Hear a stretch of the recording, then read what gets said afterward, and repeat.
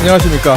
세무모임 SK 대표 정혜태입니다. 저는 여러분들이 어떻게 하면 돈을 잘 벌 수 있을 것인가에 대한 고민을 하고 그 정보를 알려드리고 있습니다. 그 중에서 근로소득자들이 관심 있을 만한 세액공제, 그 중에서 의료비 공제에 대해서 이야기를 해보도록 하겠습니다. 의료비를 지출하면 세액공제를 해주겠다라는 건데요. 얼마를 해주겠다? 15%를 해주겠답니다.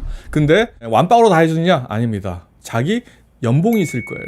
그 연봉의 3%를 넘는 지점부터 해주는 거예요. 3%까지는 한 푼도 안 해주겠답니다. 안타깝죠. 그렇죠. 그렇기 때문에 어떤 상황이 벌어지느냐. 예를 들어서 내가 연봉이 1,000만 원이에요. 그러면 의료비를 내가 100만 원을 지출했어요. 그러면 의료비 공제 대상이 얼마예요?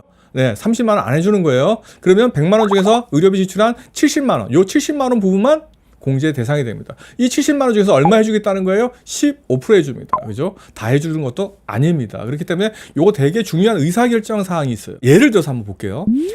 나하고 아내가 맞벌이 부부예요. 근데 부양가족 중에서 우리 아이가 입원을 해서 돈을 많이 의료비를 지출했어요. 그런데 아내하고 나하고 연봉이 틀릴 수 있잖아요. 그러면 누가 받는 게 유리하다는 거예요? 연봉이 낮은 사람. 왜?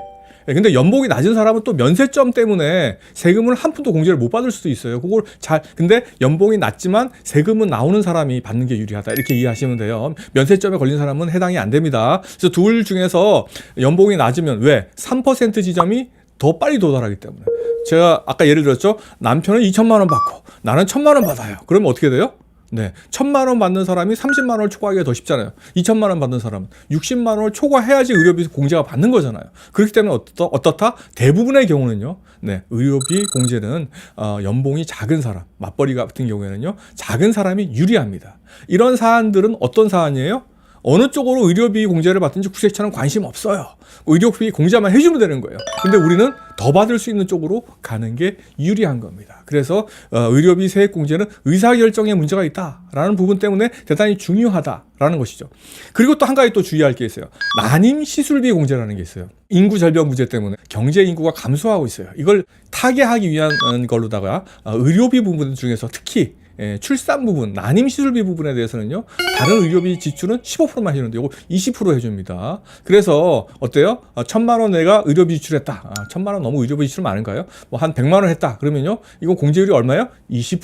그죠? 20만 원 의료비 공제 해준다는 겁니다. 다른 의료비하고 공제율이 틀리니까 이런 부분들은요, 영수증을 잘 챙겨가지고 연말정산 간소화 서비스 할 때 이거 나 난임 시술비예요 라고 주장을 해야 됩니다. 왜? 5% 차이도 큽니다. 이런 것 때문에 어떻게 됩니까? 연말정산을 제대로 알아야 되는 거예요. 그래서 내가 5% 더 추가 공제를 받는다거나 내가 그죠? 어때요? 아내하고 나하고 비교봤을 때 아내가 받는 게 유리하네? 그럼 이쪽으로 몰아줘야지. 이런 의사결정 문제 때문에 여러분들은 제 이야기를 들어서 돈을 벌라는 겁니다. 자, 오늘은 여기까지 하겠습니다. 고맙습니다.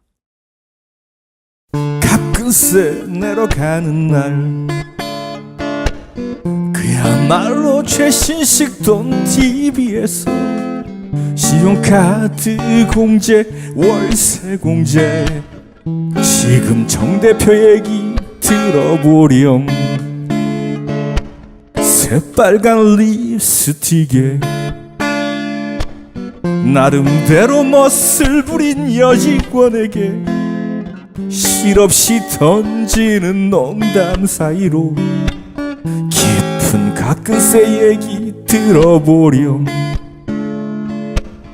이제와 새삼 이 나이에 세금의 오묘함이야 알겠냐마는 텅 빈 통장이 괴로워지는 내 가슴이